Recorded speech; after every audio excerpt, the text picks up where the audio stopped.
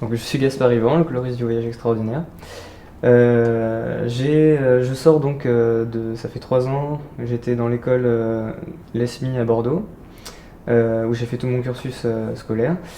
Donc j'ai rencontré des professionnels qui étaient aussi professeurs dans cette école, notamment Bast, qui, appréciant mon travail, m'a présenté à Denis-Pierre Philippi, un ami à lui, et aussi collègue, qui, aussi intéressé par mon travail, m'a proposé quelques projets où au départ je devais être au dessin.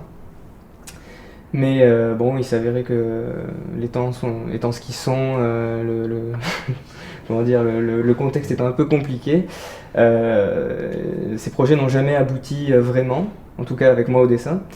Et Denis Pierre de son côté, travaillant avec d'autres auteurs et notamment Silvio, s'était lancé dans un nouveau projet, puisque avec Silvio ils avaient déjà leur gros projet, Gargouille. Et donc ils se sont lancés sur quelque chose de quand même vraiment différent de Gargouille, et même au dessin pour Silvio. Et n'ayant pas de coloriste sous la main, puis aimant mon travail, Denis Pierre m'a proposé, comme ça, pour voir, de faire la couleur sur une de leurs planches test. Et donc ben voilà, j'ai commencé comme ça, j'ai fait ma première planche, ça leur a plu, il y a eu évidemment des ajustements à faire, puis une deuxième, puis mon travail a été présenté aux éditeurs, et voilà. Bon, oui, déjà d'avoir commencé comme coloriste, pour moi c'est vraiment une aubaine parce que il y a beaucoup moins de pression. C'est-à-dire que tout le côté narration n'y est pas. C'est vraiment voilà, de la finalisation, du ciselage à la fin et donc c'est vrai que pour commencer, et là dans les temps qui vont venir, je pense que je vais beaucoup me concentrer sur la couleur. Parce que finalement c'est pas tant une grosse coupure avec le dessin que ça, puisque ça reste du modelage, on reste dans les volumes, je continue à faire mes armes un peu dans le dessin grâce à la couleur. Mais au long terme, ouais, j'aimerais me remettre à dessiner parce que c'est quand même ce qui m'a poussé vers ce boulot-là et j'aimerais le concrétiser un jour. Mais pour le moment, le boulot de coloriste me convient bien, ouais. C'est une bonne manière de commencer. Une journée type, ce serait... Bon, je me lève vers 8-9 heures. Je prends pas le temps en fait de déjeuner ou quoi parce que bon, je travaille chez moi, donc ça c'est un plus aussi. Donc pas de temps de trajet, tout ça. Puis je fais mes horaires, je suis tout seul la journée, donc j'organise ça un peu comme je veux. Donc je prends pas le temps de déjeuner, c'est-à-dire que j'allume mon ordinateur et puis bah, je commence à travailler doucement et puis quand ça vient après je suis lancé et voilà, je me lance sur mon rythme. Donc je me fais des journées, voilà, je dirais je commence à 8-9 heures, 9h30 je suis opérationnel. Et je travaille jusqu'à ce que j'en puisse, enfin pas que j'en puisse plus, mais jusqu'à ce que j'en ai vraiment marre en fait. Donc c'est-à-dire que je peux travailler dans les moments de rush, jusqu'à 23 heures. Ouais. Dans les moments de gros rush, jusqu'à 3 heures du matin. C'est plus rare, c'est même assez rare. Mais bon, c'est-à-dire que j'ai remarqué que je travaillais mieux quand je savais que j'allais finir ma journée. Donc c'est pour ça que ça tire aussi souvent très tard, parce que les moments où je suis le plus efficace, c'est les moments où je sais que ça va s'arrêter. Et en fait, ça s'arrête pas du coup. Donc je me dis par exemple à 8 heures, bon mais là j'arrête, c'est bientôt fini, puis à 23 heures j'arrête. Voilà. Ce qui fait des journées un peu compliquées pour mes proches aussi, mais, mais bon, c'est quand même une qualité de vie, puisque, bon, pour le sport c'est pas ça, mais disons que je me fais. J'aime ce que je fais, j'ai pas trop de mal à m'y mettre, même quand c'est vraiment contraignant, et donc j'organise ça comme je veux, et bon, ben, c'est ce qui fait que finalement ça fait des grosses journées, mais c'est pas lourd, enfin je vais pas pointer à l'usine, quoi. C'est quand même un boulot un peu privilégié, je trouve. Alors, donc oui, il travaille au crayon à papier, et il n'y a pas d'ancrage, donc ça va poser des contraintes en termes de détourage par exemple, parce que le trait étant un peu moins net que s'il avait été ancré, ça demande de bien faire attention à ne pas dénaturer son dessin, à ce que les formes restent les formes qu'il a voulu. Puisque des fois par exemple il va y avoir des moments où un trait va pas être complètement terminé, je sais pas, donc il faut pas que là je commence à interpréter n'importe comment. Bon alors mais ça c'est vraiment c'est pas non plus la grosse contrainte, mais c'en est une avec le crayon. Et là où c'est intéressant que ce soit au crayon, c'est que par contre, ça me laisse carte blanche pour les lumières. C'est-à-dire que n'ayant pas d'ancrage, il va pas y avoir de zone noire. C'est pas lui qui va poser les ombres en fait directement. Et donc là, je vais pouvoir, moi, après, voir en fonction de comment je vois le truc, poser les lumières exactement comme je l'entends. Et ça donne une importance particulière à la couleur parce que les noirs, c'est moi qui les fais. Donc c'est-à-dire que je vais pouvoir les nuancer comme j'ai envie. Et donc ça donne, ça donne une identité à la couleur aussi. Puisque finalement, c'est elle qui vient donner la touche finale, quoi. Donc ça, c'est le trait. C'est ce que tu reçois. Voilà, je reçois la planche en l'état. Et c'est ce que j'expliquais tout à l'heure. Je sépare le dessin du support, en fait. C'est-à-dire que pour pouvoir le sélectionner tout seul, le dessin, en fait, il faut qu'il soit seul sur le calque. C'est-à-dire que sinon, l'ordinateur comprend que c'est une page. Voilà. Je reçois la page comme ça. Je détourne case par case. Donc voilà, à peu près ça. Donc là, il reste un truc. Tac. Voilà, case par case. Ensuite, je détourne les personnages et tous les plans. Et je plaque des fonds dessus. Donc ça donne à peu près ça.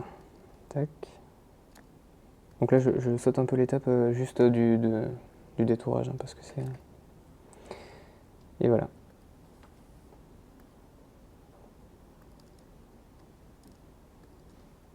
Ce qui donne en fait... voilà, juste la page en 2 dimensions. Enfin, c'est toujours en 2 dimensions, mais je veux dire, c'est sans aucun volume et sans aucun travail sur la matière et tout ça. Il y a juste les couleurs là qui sont posées. Une fois que les couleurs sont posées, donc ce que j'expliquais tout à l'heure, je vais travailler les ombres en fait, donc en négatif. Je travaille en négatif, c'est-à-dire que je fais la lumière sur l'ombre, c'est-à-dire que j'enlève de l'ombre en fait. Donc voilà, tout est ombré et j'enlève de l'ombre. Donc par exemple, tac, sur les personnages, ça va donner ça. C'est-à-dire que voilà, là j'enlève de la matière, ce qui fait qu'on commence à avoir des zones sombres et claires, et à voir apparaître les volumes. Et je fais ça sur toutes les zones. Donc là on voit apparaître les volumes en fait au fur et à mesure. Voilà. Et voilà, je travaille... Voilà. Donc là on a déjà... Mais ça fait lumière blanche en fait. Là il n'y a pas de lumière, il y a juste des ombres. Et ensuite, une fois que toutes les ombres sont plaquées sur toute la page, voilà, ça fait un peu sombre, c'est pas très vif en fait. Ouais, voilà. Et puis c'est un peu éteint quoi. Voilà, mes ombres sont travaillées, donc les volumes sont posés. Une fois que les ombres sont posées, maintenant je vais commencer à venir travailler la lumière. En fait, c'est pas vraiment travailler la lumière, c'est tout simplement poser de la lumière en fait, parce que finalement le vrai travail c'est les ombres puisque c'est ça qui pose les volumes. Après c'est comme si j'ajoutais des halos de lumière sur les personnages et sur les différentes formes. Et là ça commence à prendre vraiment, comment dire, ça donne une ambiance à la page en fait. Donc hop, voilà. Là pour le coup ils sortent un peu plus, c'est un peu moins contrasté.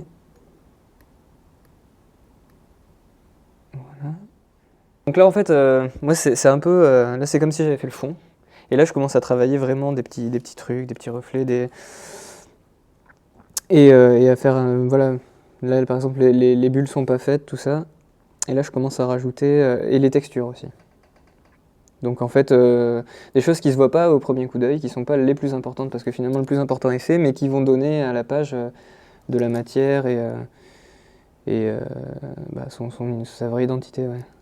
Et voilà, là je rajoute des textures, donc là on l'a vu apparaître un peu, c'est pas flagrant, mais c'est justement parce que c'est pas flagrant que c'est intéressant, parce que ça donne un petit quelque chose de plus. Je sais pas si... Ouais. Et voilà, une fois que ça c'est fait, il me reste plus que les petits détails à régler en fait. Donc par exemple, rajouter un film pour éloigner les objets les uns des autres, et aussi montrer qu'il y a une masse d'eau, parce que là c'est sous l'eau, donc montrer qu'il y a une masse d'eau entre nous, la caméra entre guillemets, et les objets. Donc voilà, rajouter un peu de... ce qui vient éclaircir aussi et détacher un peu plus les objets du fond. Ensuite d'autres détails comme les bulles par exemple. Ça c'est long, c'est très long. Et après je termine par les reflets. Et donc là c'est pour donner de la netteté à l'image. Donc voilà. Donc ça en fait c'est très long ça. C'est presque le plus long, enfin non, soit c'est pas l'étape la plus longue, mais c'est que des petits traits partout, il faut toujours prendre la couleur du fond, donc il n'y a pas une couleur, c'est pas du travail global, c'est que du travail du détail, voilà.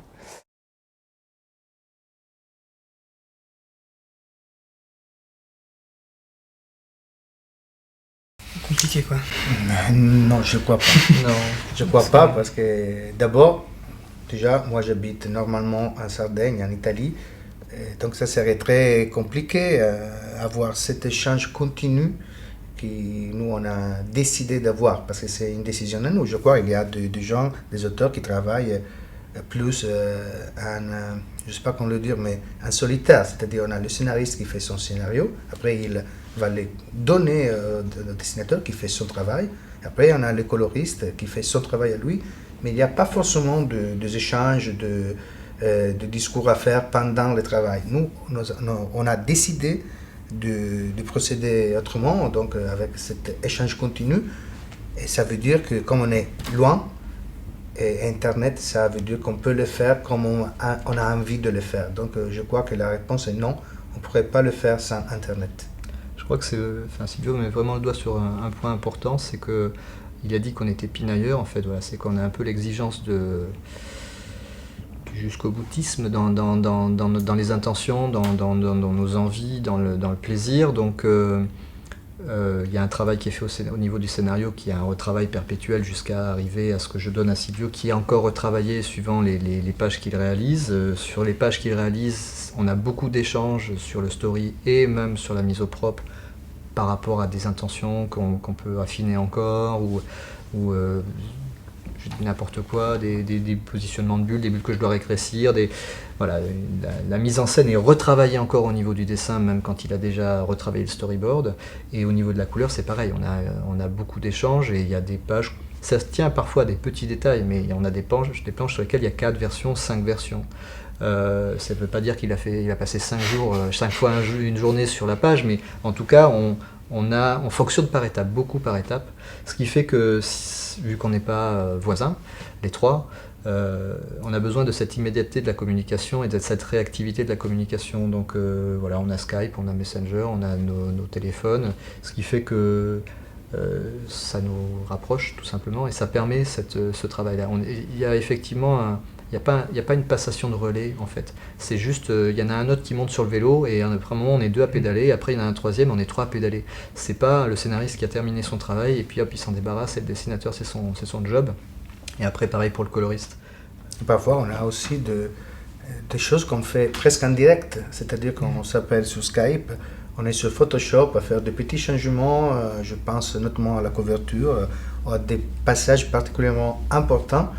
Et là, c'est pas parler au téléphone, par exemple, on pourrait le faire, mais c'est vraiment de s'échanger des images, de parler en même temps, c'est un 360 degrés de collaboration et ça est rendu possible que par Internet.